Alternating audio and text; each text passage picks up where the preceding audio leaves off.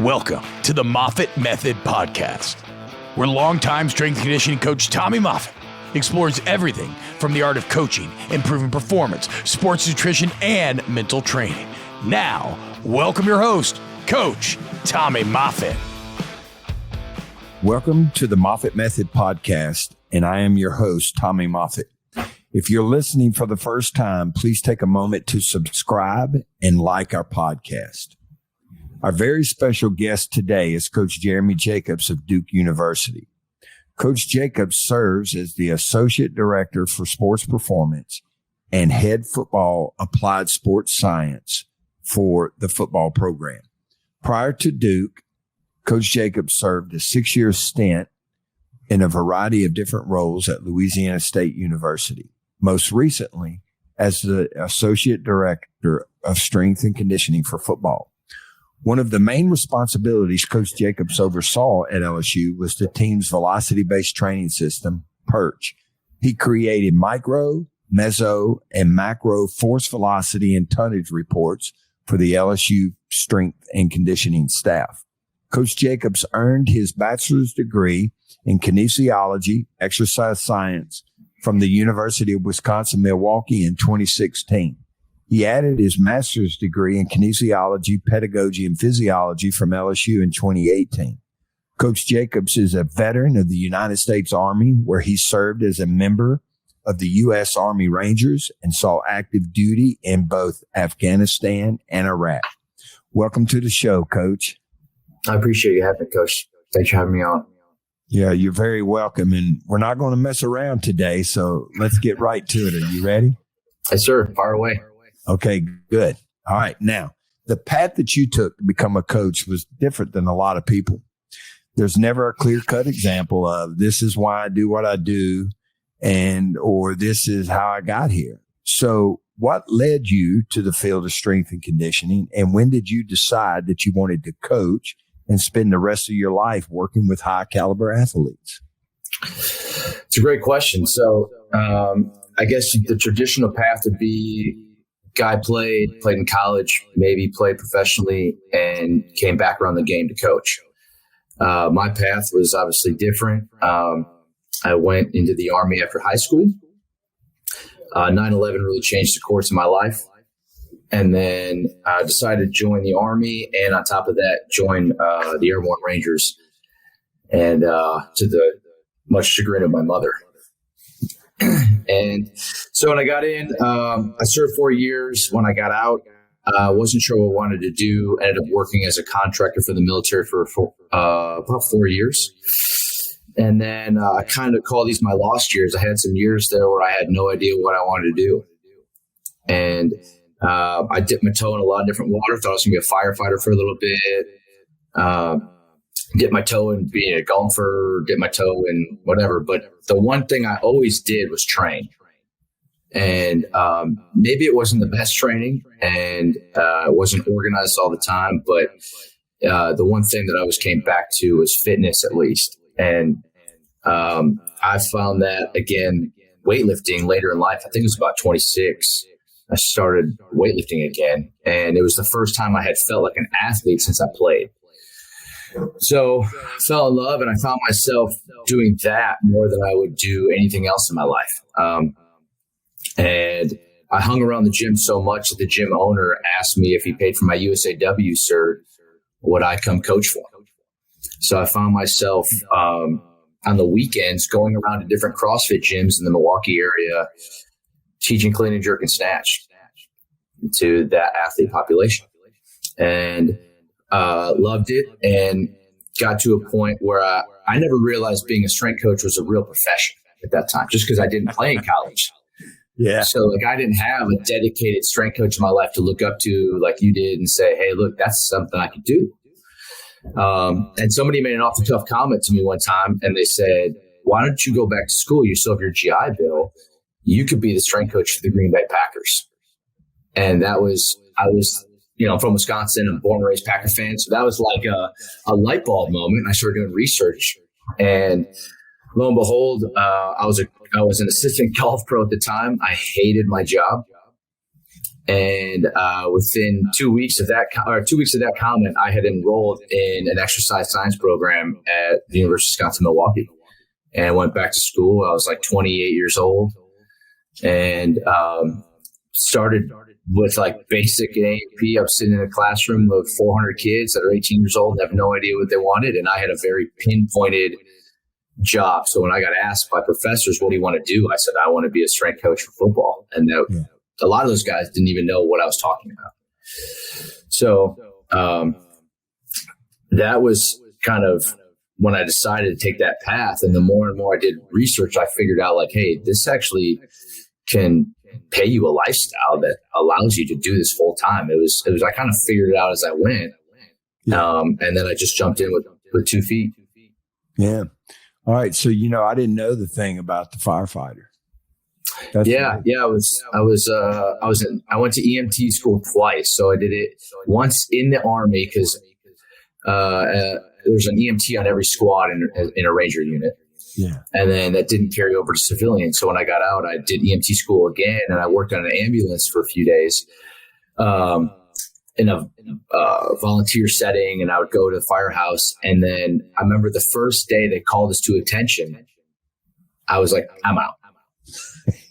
Like, I just got out of the military. Like, this is like everyone's life revolved around being a firefighter. And I don't mean that in any disrespect. Right. I just mean like every bumper sticker, every car that I was looking at, their whole life as being a firefighter. And I had this moment from seeing combat on different deployments where I was like, I don't want my everyday job to be that person's worst day of their life. Yeah. Because, think about how often you've called 911 in your life, maybe once or twice, but that's what you're dealing with every day. And I was like, I don't know if that's how I want to spend the rest of my life. So it was a very quick change of like, well, I did all this work, but that's not my path. So then I was, like I said, they're like my lost years. I was trying everything I could because I really had no idea where my life was going to go. Yeah. And we all know people who go through that, athletes and a lot of people. So you're an active duty Army Ranger, a firefighter, a golf pro, a weightlifting gym owner, correct? Didn't you own your own gym? Yeah, Milwaukee Barbell. Yeah. And then you decided to go back to school and eventually earn your master's degree from LSU.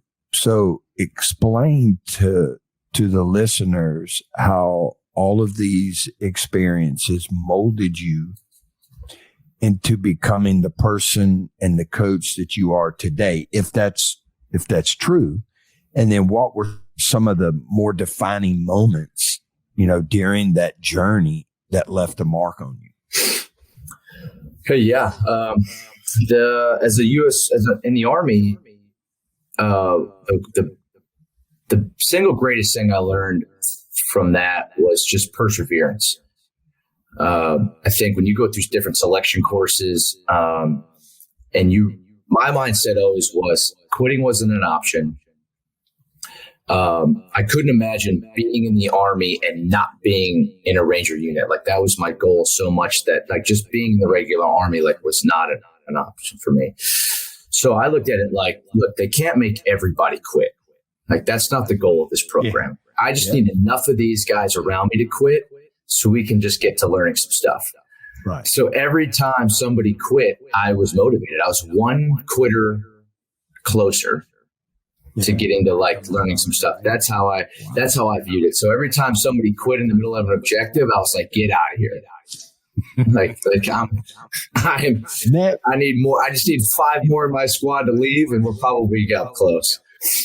And so that's how I viewed it. And that's what motivated me. And I did so much research and preparation before I left that I knew like, oh, it's day 6 of Ranger assessment and selection. This is what we're going to do. And what tests we're going to do. So nothing came as a surprise. I had a game plan. I think it was the first thing I really prepared for in my life because I was only 18. And it set me up it's something I look back on. If I'm prepared for anything, I'm comfortable in any situation because if I can get through that with preparation, nothing else is going to really hold a candle to it. Right. So that's something I take with me. And also, I didn't play college ball. I didn't play professional ball. So like talking to players whether at LSU or here at Duke, I don't have that common ground to talk about when I was a college player, but I do have a lot of common experiences with the military of overcoming things, whether it be in a real world theater or in training, that I can draw back on, that I still gain that respect from them. Right. And so that's kind of a bridge that I've found is the military of talking to those guys. And then being a gym owner, I think, is walking into a weight room you see with a different set of eyes. So it was very easy when I came to LSU. You view the weight room of, if I owned this, how would I want it to be operated? And I think that made me a good intern. I think it made me a good assistant to where, if understanding that the weight room was a reflection of the head strength coach. And so if I was in those shoes, how would I run it? And this is how I would do it, because I'd turn the lights on and mop my own floors and done all that other stuff. So, and it was kind of goes back to that chapter about the All Blacks and, sweep the sheds, like being a leader, but still doing all the little stuff. So that's something I've taken from all those different facets, and paired them together, and then having the opportunity. And I think if you're a listener and you don't know if you're either on this path to be a coach or whatever, you just never know who you're going to meet in your life that's going to help bridge that gap. So there was a strength coach at the University of Wisconsin-Milwaukee at the time, the head strength coach named Brian Wiseman, who's at Ole Miss now. And I would say for the level of coach that he was at a school that wasn't fitting his experience, if that would make my sense. But, and I don't mean any disrespect. It just was, he had been at Ole Miss earlier with coaches like Noel Durfee and Aaron Osmus. And so he had been an assistant under those guys. So he had this experience in the SEC where he brought that to this small D1 program where I was having to go to school. So I felt like when I interned there, that was my first internship in any type of collegiate setting. And we did everything where we did every sport with an assistant, an intern, and a head strength coach. So like you didn't go to any practices because you ran groups from 6 a.m. to 6 p.m. And he specifically asked me, what are your goals? And I said, I want to be a football strength coach. And he said, then you need to find a way to work for Tommy Moffitt at LSU. And at the time, I was like, I don't even know who that is. Like, I was so green to the industry. So I did my research and then found a way to get in an internship down there. But like, if I hadn't had that guidance of somebody that said, hey, here's a pinpointed destination of somebody that can help you reach your goals, I would not have probably taken that path and then learned what I learned and was exposed to what I exposed to, and changed my life. And then I didn't know that. So I have a lot of thankfulness and give a lot of credit to my success so far in the business to Brian, because without him, I would not have ended up where I ended up. Yeah. Okay. All right. Last question about the Army. And I think, because the respect that I have, not just for you, but for the military, because my father was in the Army.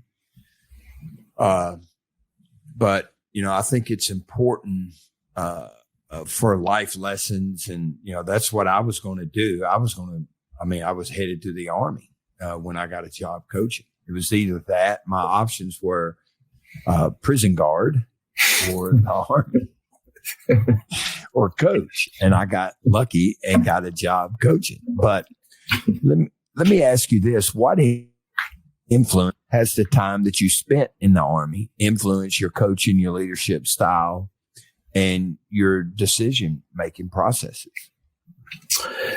Yeah, a couple things. In the military, I got exposed to a lot of good leadership and a lot of bad leadership. A lot of do as I say, not as I do type people. And I think I narrowed that down to me as a saying of never become the people you hate. So if you're under somebody and you don't like how they are as a leader, then when you're in that position, you got to make sure not to make those same mistakes. And another thing, I think appreciating life in the sense of never taking a day for granted. So I remember a specific moment on a deployment where you lose your first buddy. And, it's one of those situations where he's there, you go out, you hit a real world mission, and you come back and he's not there anymore. And it makes everything very real, very fast. And I just distinctly remember the next morning I was eating breakfast at the same spot I ate the day before, just minus this buddy. And I remember thinking, like, man, the world is an unforgiving place. Like the sun is going to come up tomorrow, regardless of what I do, and somebody's going to make bacon and eggs and feed it to people, and the world's just going to keep going. And it truly was a moment of like, whatever I want to experience in this life, I have to do myself. Like none of it's going to be handed to me, and I need to go out and make it happen if I want to do it. And I've had a lot of friends from back home or my family that are like, wow, you've done a lot. And I'm like, I don't think I really have. I just think you're comparing me to a lot of people that haven't done anything. Yeah. And I think that was something that has stuck with me of like, you can't take a day for granted, and it's on you or to really achieve whatever you want to achieve. And it's out there. Like people are willing to help. You'll be amazed if you're just willing to open the door, how many people will invite you in. Yeah. Pat Summitt, the great University of Tennessee women's basketball coach, had a quote. She's also from Middle Tennessee, so she's a special kind of lady. But she said that the world is full of average people that do average things, and if you want to be great, it's there for you. You just have to go for it, Just gotta do it. It's just disguised as hard work. Yeah, it is. Yeah. All right. So next question.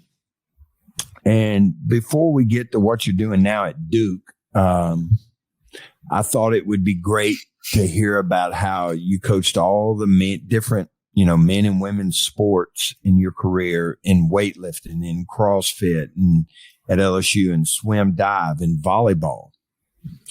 And I know that the means and methods were all different because of, the different sports and so on and so forth. But was your method of delivery any different? And what I mean by that is, did you try to teach and coach and instruct and motivate the different sports and men and women differently? Or did you coach them all the same? No, I think there's definitely a difference. I think football is a unique sport. And I mean, football is the first love of my life. So like from age 2, that was my, so weightlifting really, or strength training is a bridge to get back to football for me.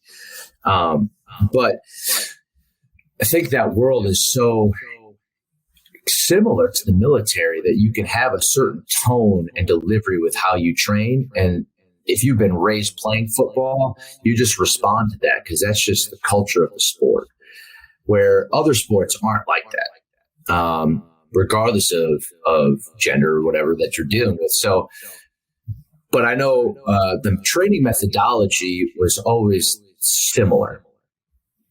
A lot of the, those other sports, they come to college with a very low training age, if any, especially in the weight room. So I was trying to build a base of strength with all of them, and from an injury prevention standpoint and a sport performance standpoint.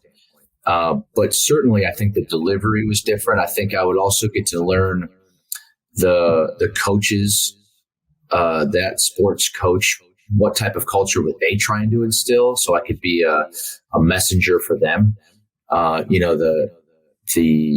The head coach for the women's volleyball team at LSU was pretty hard-nosed. Yeah. So she liked to be coached. She wanted her team coached that way. Swimming and diving were not the same way. But I noticed that whenever you coached a team hard, they always responded well. Like I think the athletes respected having a coach that was going to hold them accountable and not just try to love them up and tell them the truth.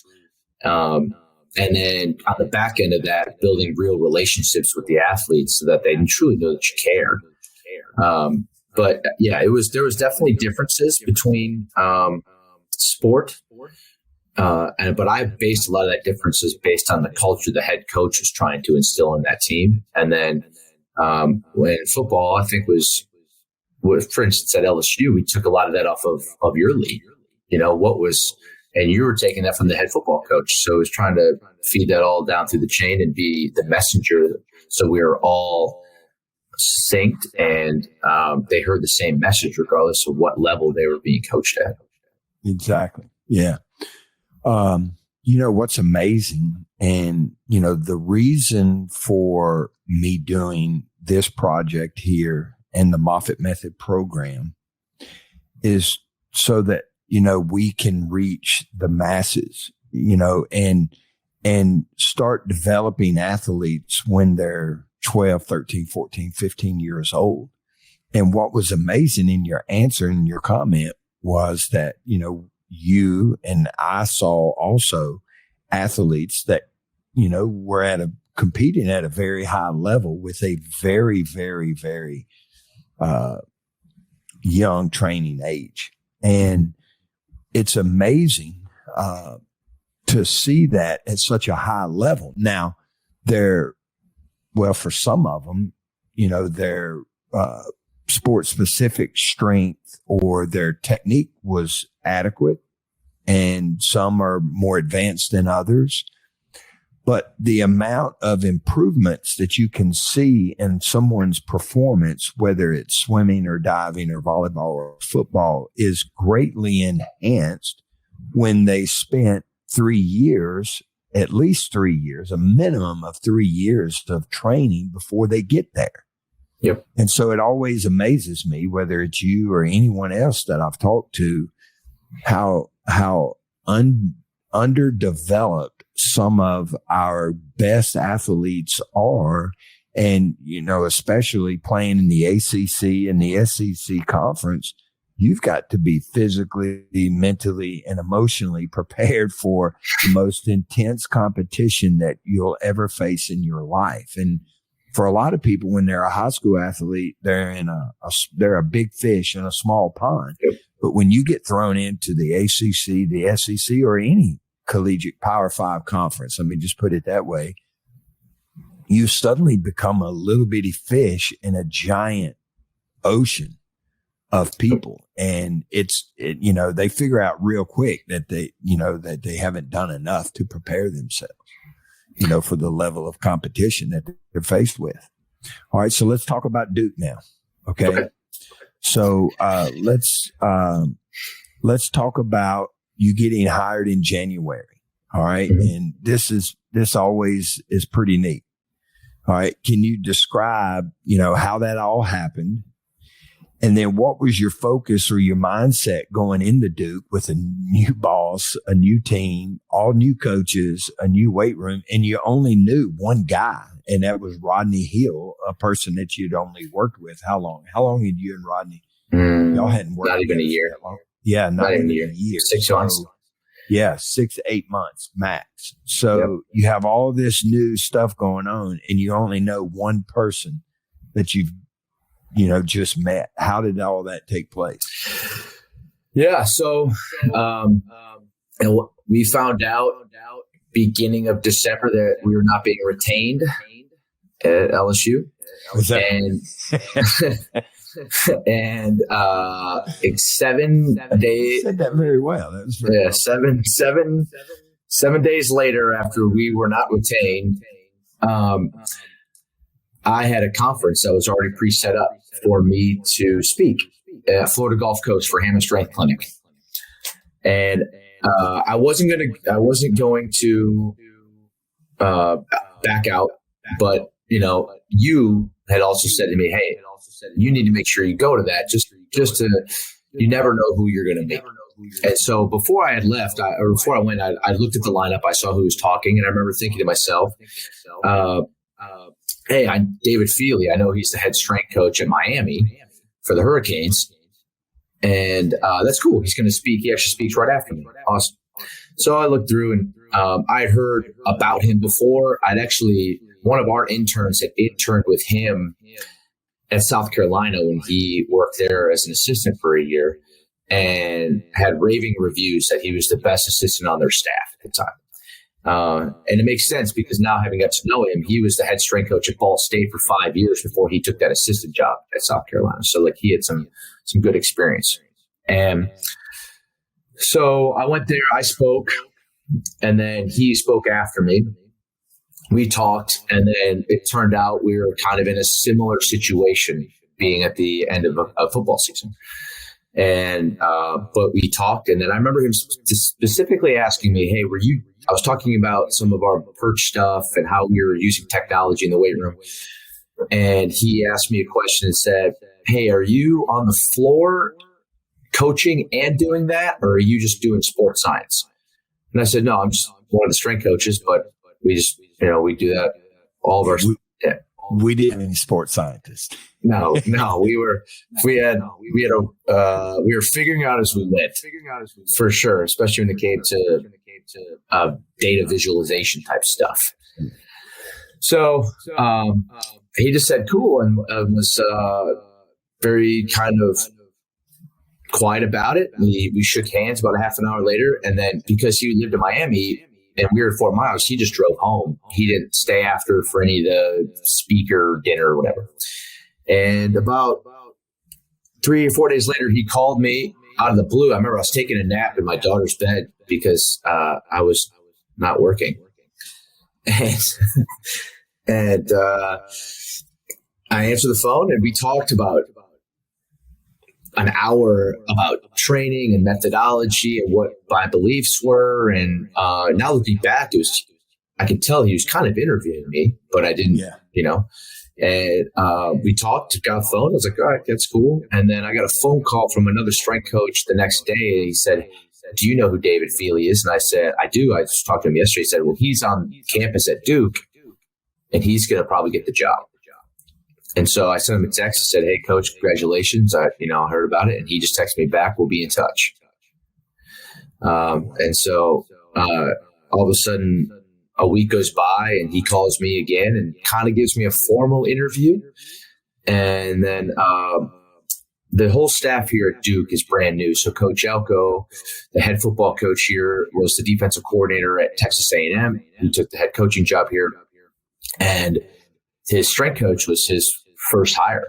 That was his most important. He's done an interview where people asked him, when he first got here, people want to know about the offense. They want to know about the defense. And he was like, I didn't care about any of that. My first priority was who's going to be my strength coach? What's our culture going to be? And when can we start training? So Coach Feeley was his first hire. And Coach Elko called me later that week, and he's the one that ultimately officially offered me the job. But he was even asking me, how is some of this technology going to help us? What are we doing? And she was very curious about it. And I spoke to him for about a half an hour, and here we are. I was in Durham, North Carolina a few weeks later. Amazing. And, we had talked about it, but I hadn't remembered him calling you, and doing the impromptu interview, Yeah. And we've all gotten those. And while it's going on, you just think it's a casual conversation. And then when it's over, you're like, wait, that was a job interview. Yeah, that's kind of how I felt. I was like, hey, it was so effortless in how we communicated, and our philosophies were very similar. He has a lot of the same mentors that you did in the business. And so like training philosophies were very similar in how we went about it. And he's a very Olympic-based strength coach. And so we talked a lot about that. And it's worked out. And so as far as your question about coming into a new situation then and how do you handle that is, I came in, I guess the whole, why am I brain farting this? Rank and your chain of command. There we go. came in here and just tried to be the best assistant for him that I could be.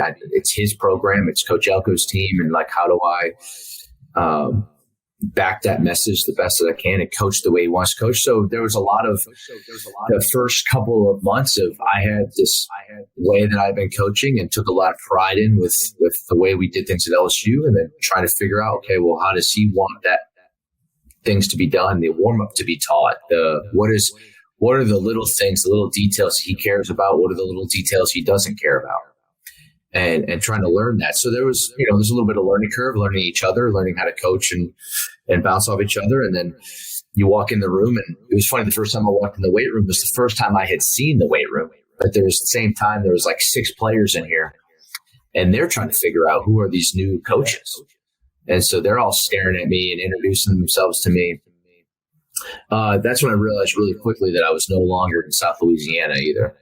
When the players came up and introduced themselves, so the language was a little different. Yeah, a little different. But it was like almost not starting over, but in a sense of like, okay, we got to build relationships with players. We got to build relationships with coaches. I got to figure out some of these guys' names, and you got to figure out where the protein is. Yeah. Like where is everything? You got to kind of go back to where is all this stuff? Where's the bathroom? Where's the break room? Yeah. Where's my office? How many weights do we have? And then, thankfully, you're part of come in with a new staff, and we had some money to spend in the weight room. So what improvements do we want to make? What are we missing? Is there pieces of equipment that we need to run the program the way that we want to run it? So that's important.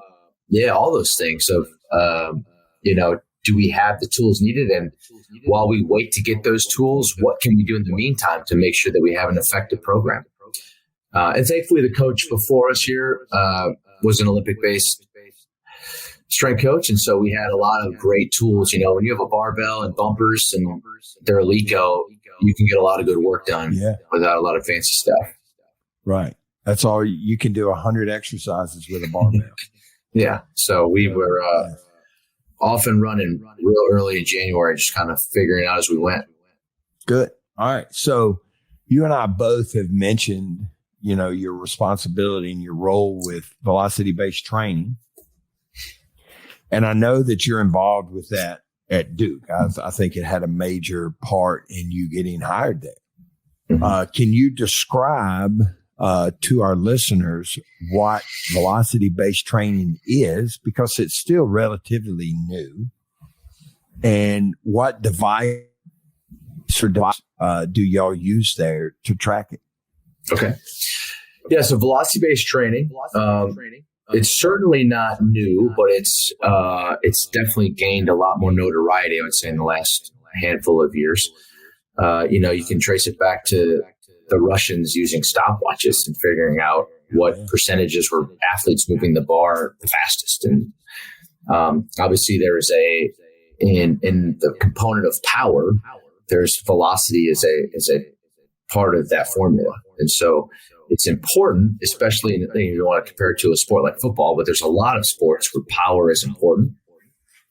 And so it's a way of tracking training through the bar speed rather than just a certain percentage on the bar. And the data you get back, what I think is so important is it takes away any type of guessing you might have when it comes to how is the athlete handling that load, or how is the athlete handling the overall program that I've written for them. And the coach's eye, it's amazing how you see it long enough, you can tell what a good rep is or a bad rep is, or you start staring at it long enough, you can start guessing speeds, but it still gives you that hard feedback that not only you see as a coach, but the athlete sees. And so studies have shown, and so there's been studies that have shown that, counter movement jumps go up and sprint speeds go up at 20 meters based upon an athlete simply having feedback on every rep, which just means their intent in the bar was better. And we discussed this after one of our seasons, that we had a lower injury risk on soft tissue injuries. And we started thinking, it might just be because of bar speed and them seeing it so often. Was their intent to put max intent into the bar a factor in keeping them healthier through a season? And I think you can make that argument. So as far as devices to track it, you can kind of break them down into three different categories. Right, you have a linear position transducer, or the Tendo unit, as most people might hear, where you tie some type of object with a string attached, and as the bar moves, it pulls the string. And then that string tells a little computer that's attached to it what the speed is. And you can look at different metrics, whether it be average velocity or peak velocity or average power, peak power. There's different things you can look at depending on what you're trying to train for. But the most, I would say, common one would be just the velocity of peak or average. And then you have accelerometers or stuff. Like I think there is VMAX Pro is something that you can attach to a barbell, which is actually a neat little product. And it gives you that feedback right to your phone. And because that's connected to the bar, it also gives some bar path stuff. I think the only holdup in something like that is sometimes it's hard to do in a mass team setting of moving that around a bar and what is it, tablet or what's it getting responded to. And then you have something like a camera-based system like Perch is something that we use. Leadform is another company that is a camera-based system. And so ultimately we decided to go with Perch for a couple different reasons. One, it's got a small footprint. It's very simple to install. It's some Velcro straps. It's not like hardwired into the rack. The camera moves and can track the bar with. So if you have a barbell in the rack or a bell bar outside the rack, the camera just moves with as you select exercises. It knows which bar to track. And then ultimately, I think the user display on the tablet is so clean and simple that it's just very easy to use. Some of the apps that you'll see with different products, I think that there's just so much going on in the web application that it takes away from just getting the information. Yeah, and then it's when I was looking at the different, before we got ours at LSU, when I looked at some of them, there was just way too much going on. Mm-hmm. And that's what I liked about Perch. It just seemed to be so user friendly, and everything you needed to know was right there on the screen every time you went to use it. Yeah, and then there's a counter on the screen too. So if you ever said, well, how did you do last week? You can simply choose to look back at last week's workout. So the athlete has information to all of their training that they've done through that tablet. And another big factor is it's a cloud-based system. So as soon as you complete and save the set, it goes to the cloud, and then you can pull it up on your computer and you can pull that information. And now you can start looking at long-term trends and like longitudinal charts of your training. Where with the Tendo, it was kind of like, hey, how did we do that day and that rep? Because when the next rep comes, it's gone. It's gone. You better write it down. And God bless Connor Neighbors for making spreadsheets of our best rep of each set, handwriting it on a piece of paper, and then putting it into a spreadsheet just to see if what we were trying to train for was happening. Yeah. And then now you think back at that and how simple purchase to just pull that information. I can't believe that we had to do that, but it's hand jamming hard. And he would be rather frustrated staring at his computer if you can think of Coach Connor Neighbors typing in a spreadsheet. So yeah, it's I think technology has just finally caught up to the point where everybody can use something like this, whether you're in your own gym in a garage, you're in a commercial gym. I think that there is application for it. And then obviously a team setting, it will change the way you train. Yeah. So segueing into the application of the product, how does velocity-based training and the application change how you would plan an athlete's programming? So how do you use it?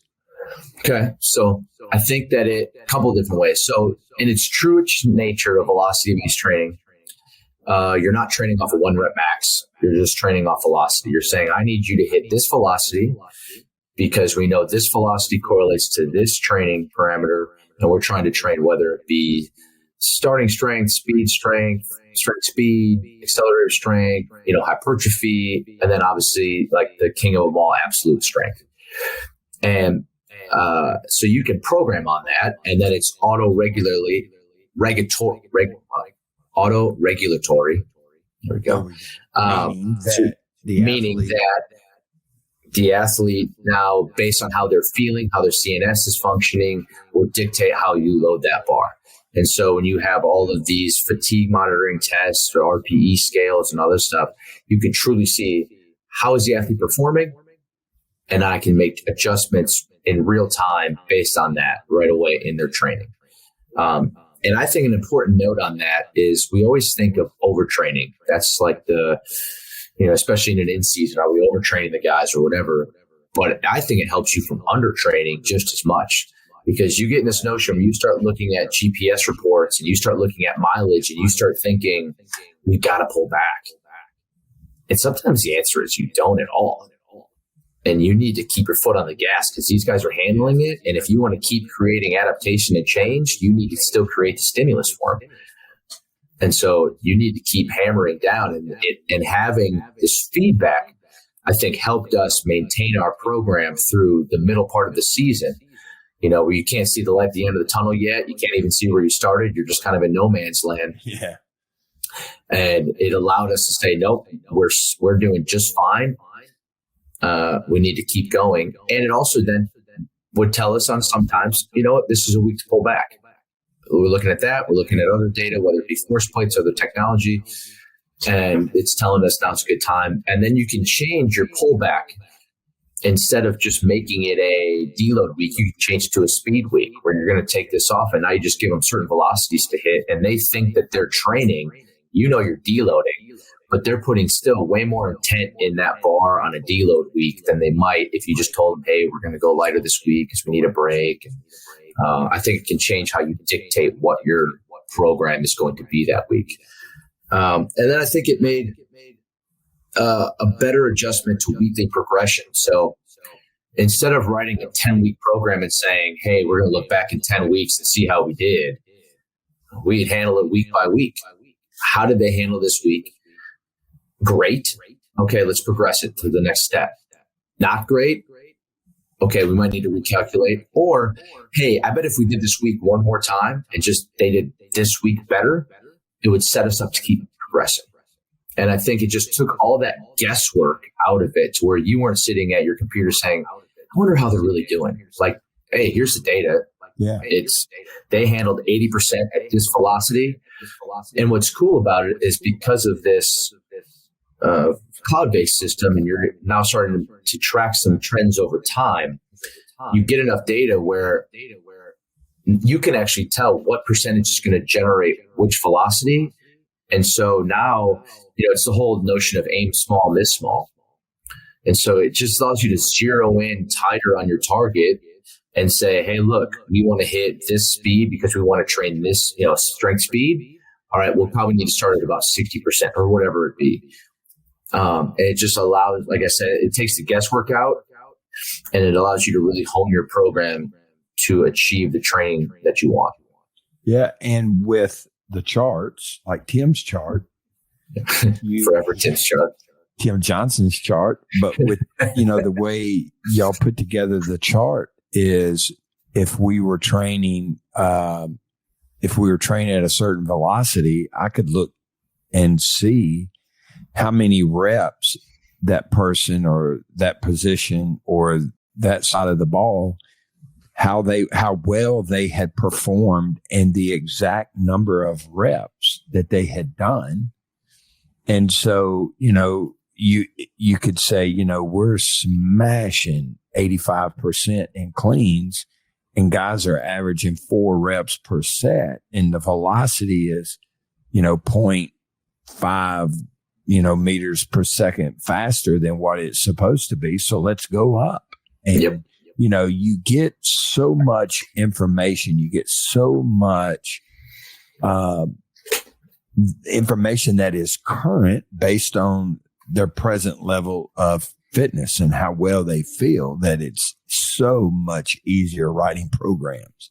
Mm-hmm. You know, for years and years and years, you used experience and intuition and, you know, the knowledge that you had. But nowadays with devices like this, you have hard data, from today's workout, and you know exactly how strong they are, exactly how powerful. And you know, something else too. And I was thinking of this the other day, you know, it's also a way to validate with people, what, you know, cause we've all heard this, you know, the team doesn't look as fast as they were last year, or the team isn't as strong as they were last year. So you can just go into, you know, the program and you can pull out all of last year's training for the position or for that side of the ball or whatever you want and compare it to what you're doing now. So there's so many advantages to this type of system that it's amazing. Yeah. So it's like, to piggyback off what you're saying, I have like a binder made of our whole summer program that we just did this last summer. And each week I have every day's warm up, the actual program that was prescribed. But then behind that, I have the report from Perch that shows how did we handle that program. And then we have our force plate jumps that show how our athletes progressing. And then we have our GPS report for how they did their running. And so now you can look at the program and now you can answer how did they handle that? And you can show real numbers. So like you said, when you look back on last year's program, not only do you look at what did we do, but you can now say, how did that team handle it? And that team for this 2022 season is going to be different than the team for 2023. So it's not always apples to apples, but then it allows you to make, hey, why were we so successful that year? Oh, well, look at the guys we had, or, you know. Exactly. So that's kind of my next question would be, how does all this look in the big picture of how you train your team? So now we've discussed it, but how's that going? Yeah, that's, you know, there's this, you know, you brought up that point of, I remember an administrator asking you, hey, we just not as strong this year.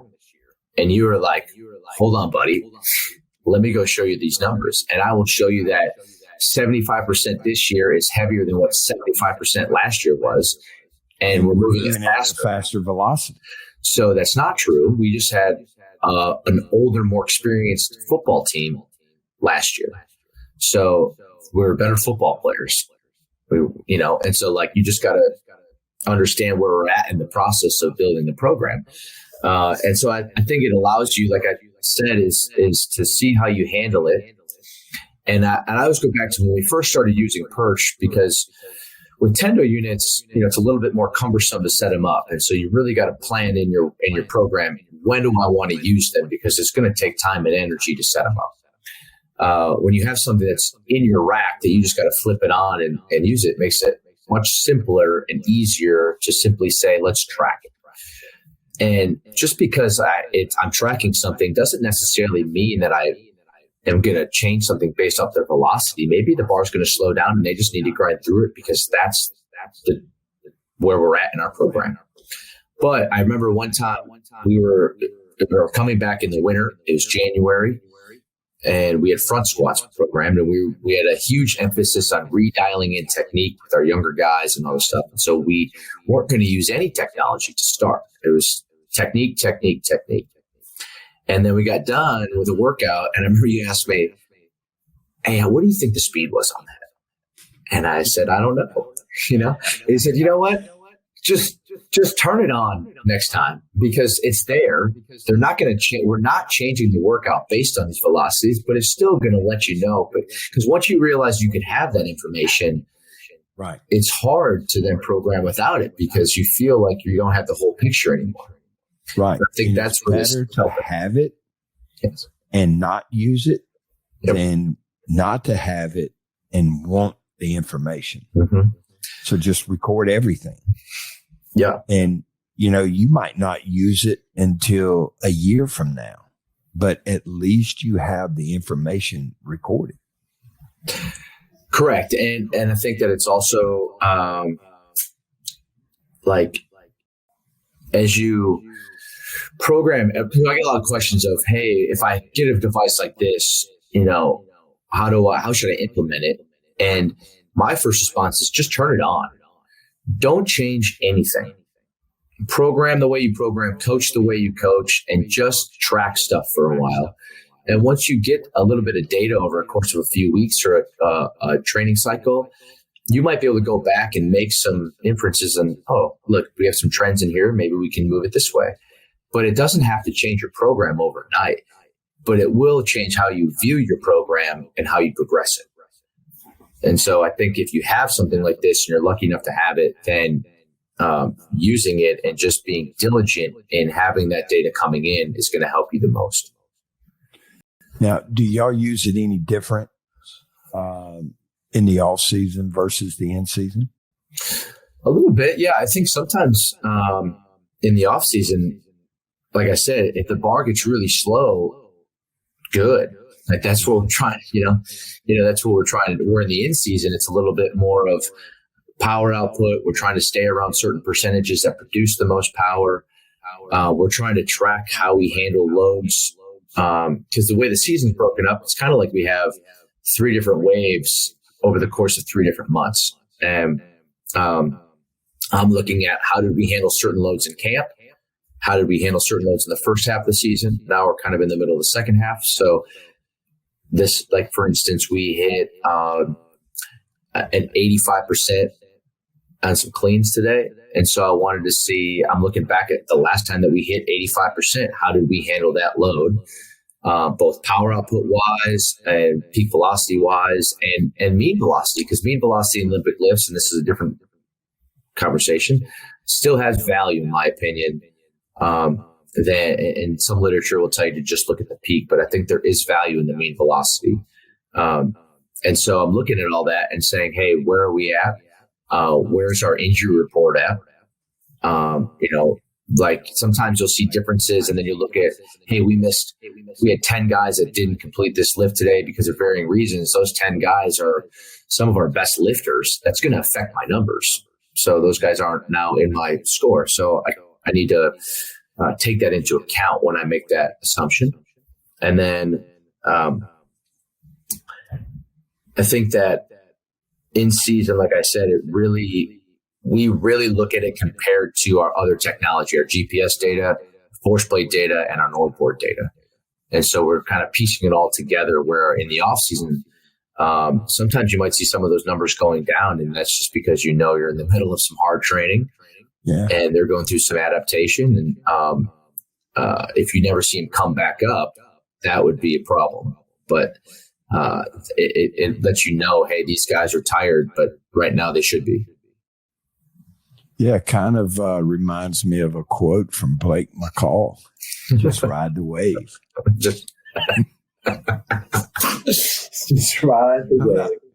Ride the wave. And, that was, did you see his tweet? He was talking about how their distances, they had some things in their GPS report that came up, but instead of making changes, like you said, they just kept training, kept practicing, and it actually had a positive effect. We've seen it with certain players before. Some guys respond to load differently than others. Some guys, it has a stimulating effect on their central nervous system. And then other guys, it has a negative effect. And so everyone is different. And so that leads me to the next question. Okay. So how does Coach Feeley and the strength staff relay all of this information from GPS to force plate, et cetera, to Coach Elko? And are the adjustments that, if adjustments are they made globally for the entire team? Or is it more micromanaged with the individual position coach and player? Okay. A couple different levels to that question. So, first of all, Coach Elko has been a strength coach's dream when it comes to wanting the information and using the information. And he relies on the strength staff a lot to how he manages practice, to the point where we actually sat down. So what we did is in spring ball, we didn't know what a Coach Elko practice looked like. And the best part was he would look at you and say, I don't know what a Coach Elko practice looks like. Yeah. I'm figuring this out too. He's a first-time head coach. Never been a head coach, correct? Nope, first-time head coach. So I came up to him in training camp and he was laughing because he's like, people keep asking me, how's it going? And I'm saying, I don't know. I don't know. I'm figuring it out, man. And so I love that he's open about that. Like, hey, I don't have all the answers. I've been coaching for a long time and I think I know, but and he's coached at a lot of successful programs. So he certainly has an idea, but he's very into, and he actually made a comment to Coach Feeley a few weeks ago and said, I didn't know I'd be so into the sports science data and I can't see myself ever being without it. Right. Because it's work. He understands it. He's not intimidated by it. He Nope. understands it. And you've also obviously done a good job of relaying that information to him. So he trusts you. So I will say this, when you get all this information, first of all, be careful what you present to the coaching staff, because once they see it, they're going to want to continue to see it. So if you have a report that's a pain in the ass to make, that you've spent 12 hours, 13 hours. To show this one thing, he might want to see it every day. And you're like, oh my God, I can't believe what I just created for myself. Is it really going to move the needle?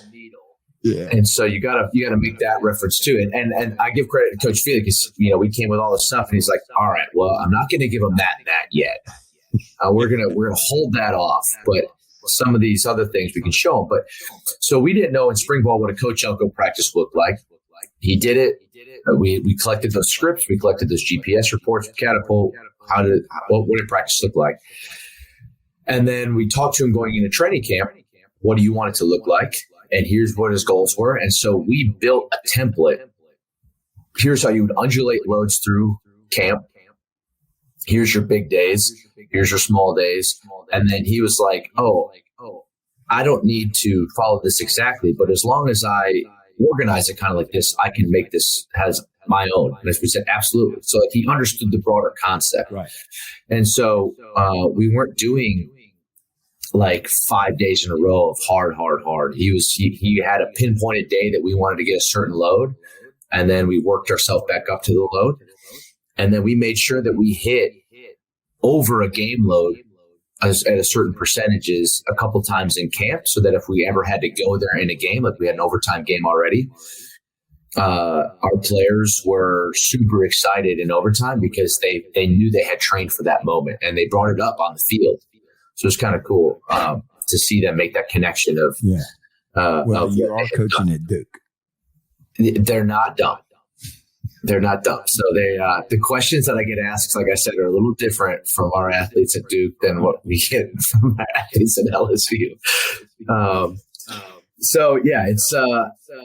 It's been great with Coach Elko. He looks at that stuff. And then we don't necessarily give him some of the perch data all the time or force plate, but we will give him little snippets of, hey, you just produced the most power in the weight room that you've produced all year. And so he might say that to the team. Like, you might feel you're tired, but here's how you're performing. And he'll give those metrics that we give them to just build confidence with them that, hey, we're right where we need to be. We're physically prepared to go play this game. And then the NordBoard stuff and the force plate stuff we've done a good job with athlete readiness, and having certain guys jump very regularly on the force plate, and then getting regular NordBoards on guys. So if we do have a soft tissue injury, we can find right away how much deficit they are, how fast they're getting back. And then we use the GPS data in that world as well to get them running again and hit certain speeds. And we kind of progress it in a way that we know when they're ready to play, when we feel like they're ready to take the practice field again, instead of just throwing them back out there. Right. And then the coaches are very into this as well. So they come up and ask very regularly, how many efforts has a guy ran at a certain percentage? Does he need to run more? And so we have on a global level, like you're asking, yes, Coach Elko will take this into account and say, all right, I'm going to pull back from practice. And he might do that in, hey, look, walkthrough is going to be a little longer. Team's going to be a little shorter. We're going to cut Indy here. We're going to do this here. So practice might be the same length. It's just its intensity will be undulated and changed a little bit. And then on a more micromanaged individual level, we'll have load cutoffs for guys. And so we'll start telling the coach, hey, look, you're about 100 load points away from him being done for practice. So manage his reps better or you won't have him for the last team period. And so it's made and would that be based on something that you saw on the force plate or something the trainers told you? Yeah, we got a force plate. We ask them a general questionnaire when they get on the force plate, those guys, just how they're feeling that day. How was their sleep? Have they been eating? And then we look at their body weight. Are they gaining or losing weight? And so all of those trying to just paint the picture of how are they doing. But when we start seeing their force plate metrics go down, and we start seeing NordBord metrics drops, just that they're how much high speed running they're doing, we'll go to the coach and say, hey, and it might also be a certain position we're just thin at. And so, unfortunately, we all know this. Instead of saying, hey, look, I only have one tight end that I need, I'm going to pull back, they generally just give that one tight end every rep in practice. And you're like, well, if you keep doing this, you're not going to have them for the game. And so it's also, there was a point where we were like, hey, are some of these coaches going to get annoyed? And Coach Elko was like, you need to keep doing what you're doing because you're going to teach them how to practice. Right. They're going to teach these coaches how they need to manage their players better. And so it's been, we have so much, power is not the right word, but influence because we have the backing of the head coach. Yeah. And that has made, working here and working for him, a real privilege. Yeah. And you're being successful. Yeah. So, I mean, Duke's had a couple years that were, and, it's not like the players have changed. Right. Have the same roster they had. And I think they're just very bought in right now. I think there's a new energy about them, and they've trained really, really hard. They know that they're in shape, and they believe. And I think it's allowed us to stay healthy, and just because we've managed them in a good way. Well, you said something too, because Coach mentioned that he told the team, or you mentioned that Coach told the team that you moved a barbell faster today, or you moved 85% in cleans faster today than you've done. So you may think you're tired. And that happens, because athletes, especially football players, get into this grind, when training camp starts and the season starts. And because some of these guys have been playing football for 10 or 12 years, since they were kids, they think that they're supposed to be tired at X number of weeks into this, because they're accustomed to feeling tired. But then when you look at, whether it's perch or force plate or whatever you're doing, and you say, no, you're not tired. You're like right now you're jumping through the roof, and they're like, oh, really? And then all of a sudden they feel better, So, well, I was going to ask you a question. How often do y'all jump the guys on the force plate? So the whole team jumps at least once a week, but we have about 15 guys that jump every day. Oh, wow. So we practice in the morning here at Duke, just based off their academic schedule. So these guys get in, eat, like our nutritionist says something as they walk in the door. They weigh in. They come to the weight room. They do about a 5-minute warm-up that we put together. They get on the force plate. They do 3 jumps, and they go about their day and go to meetings. Yeah, that's awesome. And so it just allows us to see on a daily basis, hey, are we trending back up? Are we not? And then, and same thing, just gives you answers. How'd they do in practice yesterday? How many times have they ran this week at a high certain percentage of their velocity? What's their total yardage of the week? And then also, like, for instance, last week was midterms here. And so you had another group. Did y'all notice anything? Yeah, guys coming in tired. We saw a little dip in performance. And so it actually changed one of our days to where we knew as a strength staff this was coming because we kind of have a late bye week. We don't have a bye week till next week. So we've been going hard since the beginning of August. And one day they came in and we didn't tell them this, but when the players came in, we said, all right, blew the whistle, you're going to the pool. And so we took them to the pool and they did a pool workout that day. And that was based on, hey, look, we're looking at all these numbers. They're not a massive dip, but we're certainly not progressing the way we were. Let's just take a day. And I think more mentally than physically. Oh, yeah. The players responded. Yeah, because they think they're tired. And by taking a day off and not doing anything, they think that now I'm not tired. Yeah, I'm not tired. Yeah, but we got them in the pool for 45 minutes. Yeah, it's like they did like a dynamic warm up in water. Yeah, and you'd have thought we would have just it's Christmas morning. Yeah, but it was different, and it broke the monotony of training, and they felt better. And if you feed a man chocolate ice cream every day of his life, he's going to wake up one day and say, you know what? I think I'll take some vanilla. And I live by it. And you do. Yeah. I do. All right. I think you said all work and no play makes Johnny a dull boy. Yeah, that's from The Shining. All work and no play makes Johnny a dull boy. And who would have thought that was one of my most important one of my most important things in coaching. But that saying goes a long way, because if you just keep doing the same thing over and over and over, you might not get physically tired. Okay. Your central nervous system, everything could be functioning at a high level. But because of the monotony of doing the same thing over and over again, you get mentally and emotionally sick and tired of doing the same thing over and over again. So change is good. Mm-hmm. And, that's the part I miss about not coaching right now is that part, like just being in the mix and, all the other stuff, that's been easy to get used to. But missing out on the training and the day-to-day,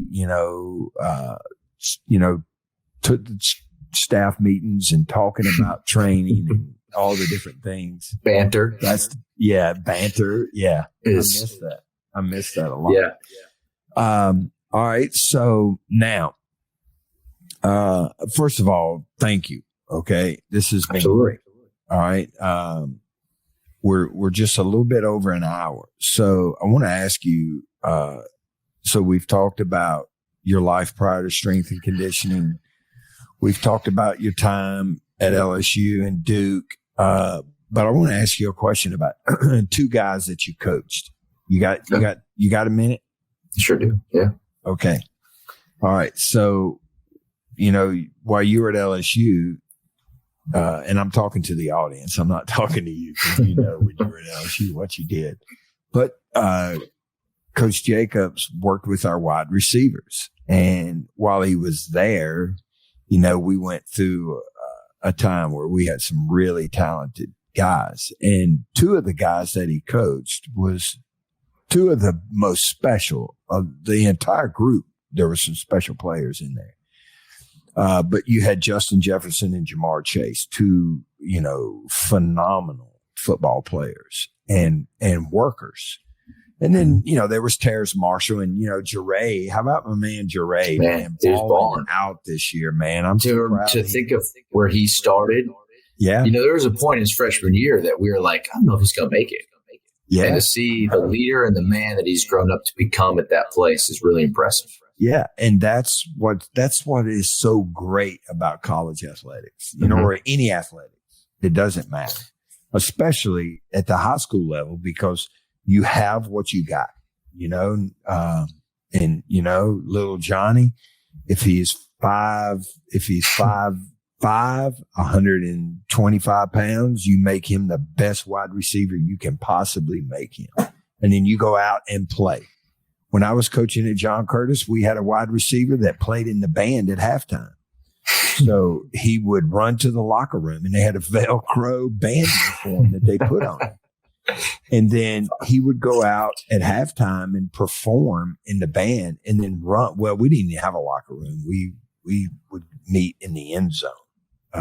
It'd be freezing cold in the playoffs, and we'd be piled up in the end zone for our halftime. Anyway, so Heath would, after the halftime performance, he'd run back over there and they would strip the Velcro band uniform off of him. He'd go out and play the second half. So anyway, back to my original question. Can you compare Justin and Jamar and how they may or may not differ to some of the other wide receivers that we had on that team then, and maybe some of the guys that you see now? Because they were just so elite. I thought that would be interesting for the listeners. Yeah. And so both of them, Justin's 1 year older. So he got there before Jamar did. And was a walk-on when he got there. His number was 135. 32. Yeah, it was 132. Yeah. I'll never forget it because he wore 32 in practice. If you remember, he didn't come until training camp, so we didn't have him all summer. And we knew he was coming, and obviously you had coached both of his older brothers.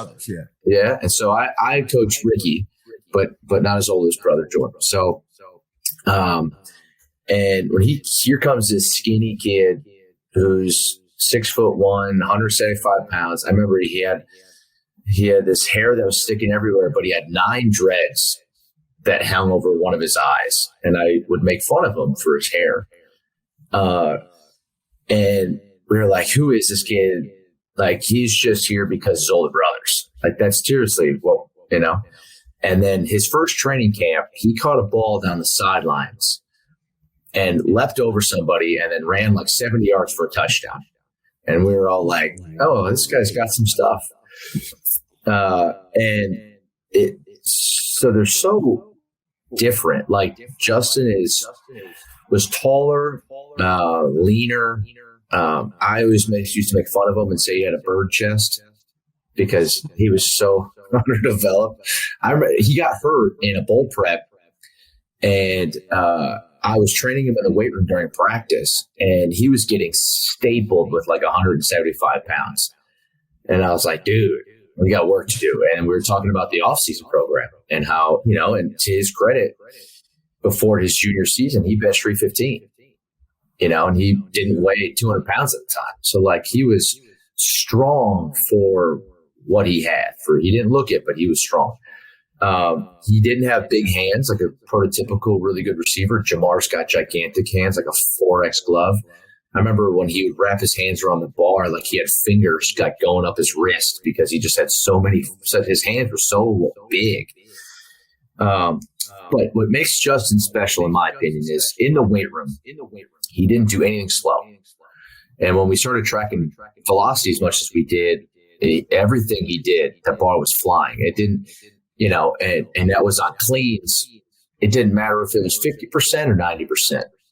The bar was still moving fast. It's just how he moved weight and showed his strength. And it's interesting because his change of direction to me is special. He can put his foot in the ground and change direction. And his ability to get to max speed running, he gets there in like 3 to 5 steps. So when he gets on you as a receiver and as a DB, like he is at his speed. So when you're flipping your hips, he's running by you. And then he puts his foot in the ground and you go the wrong way. So that was what made him special. And he didn't have big hands, but he had great hands. He caught everything. But yet it was just so interesting to see how he was able to do that with what he had. But his ability to change direction, now obviously you're seeing success in the NFL. I mean, he's the Vikings #1 and he's tearing it up, which is cool to see. But Jamar probably is the most gifted athlete overall I've ever coached. He walked in the door, came from a good high school with a good strength program. Serious weight program.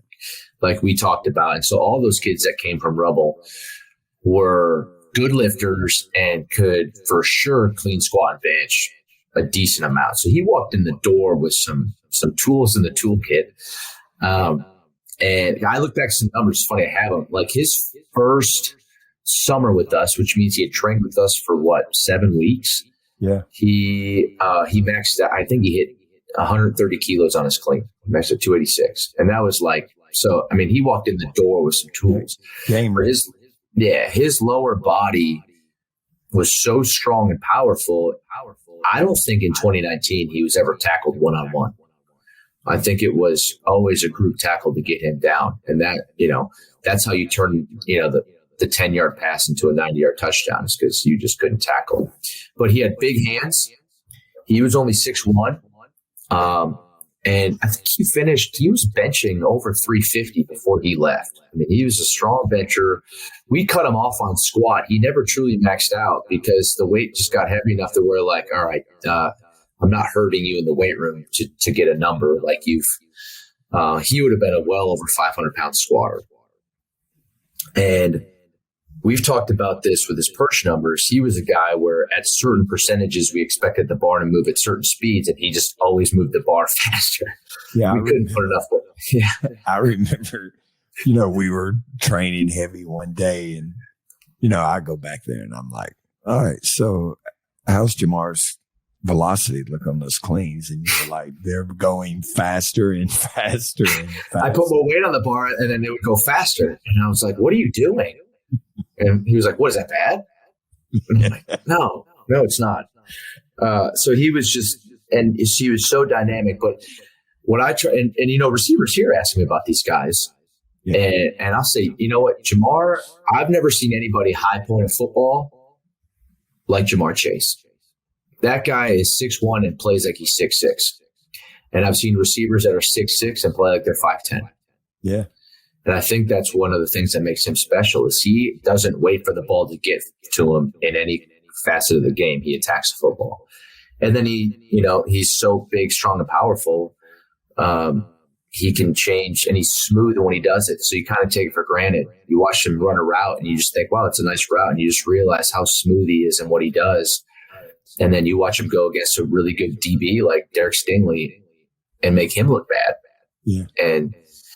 And honestly, I think, and you've made mention of this, after 2019, you go 15-0, people ask you questions about that team. The competitiveness of those two, I think, plays a huge role. And I remember the conditioning test that summer, our overtime test with the 110s.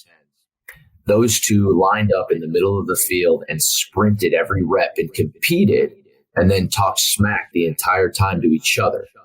The whole conditioning test. They weren't walking around feeling sorry for themselves. They were sprinting every rep and beating the time by 4 seconds, talking crap. And it was one of those moments where you're like, this team has got an opportunity to be special. Yeah. And they competed every practice like that. Yeah, they were bullies. Mm-hmm. Yep. They bullied the guy that they were playing against. And then come to the sidelines and laugh, because they were tough guys. Yep. Jamar would only go against Derek Stingley in one-on-ones. He wouldn't let any other DB cover him. And so that was just the kind of competition that they had. So when they got to Saturday, the game was easy. Right. Well, man, it's been great. All right. Yeah, I appreciate you, Coach. Yeah. Unfortunately, our time is up. I could talk to you all day, Same. Miss you, big guy. I do. I miss you too, man. I do. So, thanks a lot for doing the podcast. And again, it's always great to talk to you. And you're a great strength coach. You're going to do great things. You can follow Coach Jacobs on Twitter at Jeremy _. That's underscore, right? Sir.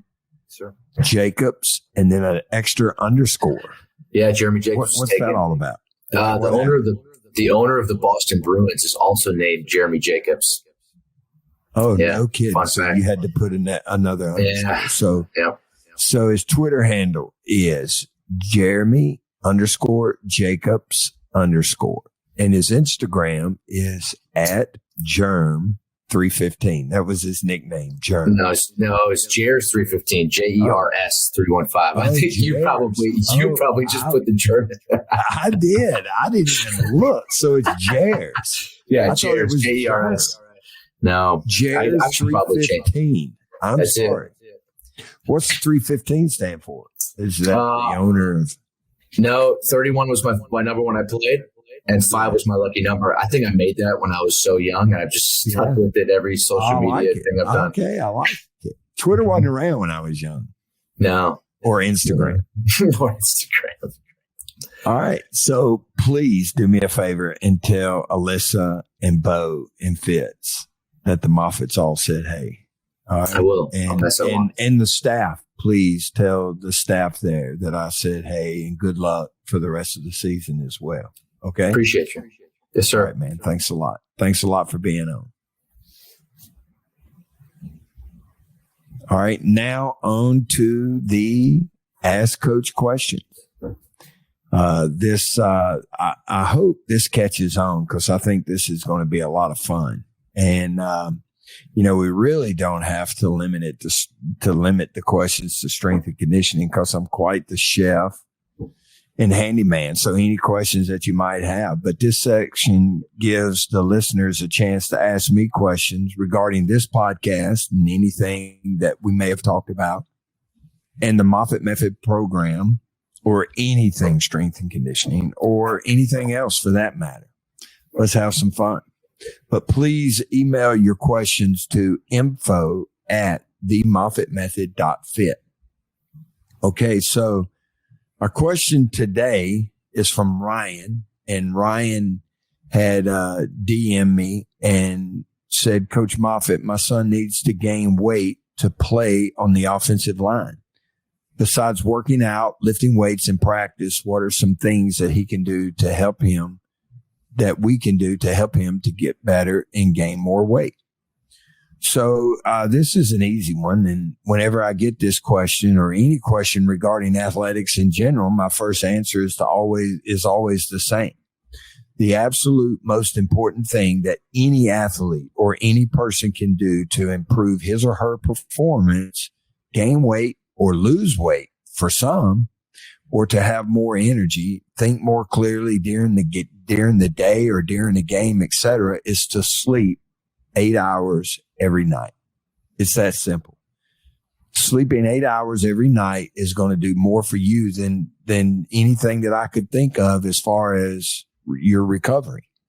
And it's simple, but I know it's hard for some. And your son, Ryan, has homework. He has any number of things to do, but it's critical for him to turn everything off. Everything. TV, cell phone, laptop, turn it all off, turn the lights out, lay down, and go to sleep. That is a simple formula. Make sure that the curtains are closed. There's no night light on. The door is closed. Get the room as dark as you can and have your son lay down and go to sleep at a decent hour. Now he's going to have to be organized. He's going to have to get his homework done. And that's something that I've had to fight with my 3 boys from day one, is don't procrastinate and get that homework taken care of. But there's a lot of processes that take place at night while we sleep, and they are critical for him to show long-term adaptations in terms of growth and size, speed, strength, and endurance. And his overall resilience and resistance to fatigue, injury, and illness will all improve as well. It's the single most important thing that any person can do, again, to get better and to perform at a higher level. And it's been shown for people who are aging, the more you sleep, the less body fat that you retain. A person who sleeps 8 hours a night is going to be leaner and feel better throughout the day than someone who is not sleeping. And then the next thing is really, and it goes without saying, we don't often think about that first solution, but the second one is pretty common. And I can't overemphasize the importance of eating well. And I didn't say eat a lot. I said eating well and making better choices on what, how much, when, and how often your son eats. He doesn't have to sit down 2 or 3 times a day and just, stuff himself until he's sick, but he's just got to make better choices and eat more often. And your son will never out-train a bad diet. It's not going to happen. You can't run a high-performance engine on low-octane fuel, and no matter how hard he works, he'll never out-train a bad diet. He must put as much effort into eating well as he does training and practice. And I recommend that you and your son visit a reputable nutritionist or a licensed sports dietitian to discuss what his goals are and what he needs to do to eat better. And he'll get there, but it takes time too. It's not something that's going to happen overnight. And there really isn't any magic pill or program that someone can use to substitute these 2 very simple, very basic fundamentals. Well, this brings us to the end of today's show. Thanks for tuning in. Please, if you haven't already done so, subscribe and like our podcast. That's important. Please check out our Instagram account at The Moffitt Method. And for more information about the Moffitt Method program and our podcast, visit our website at themoffittmethod.fit.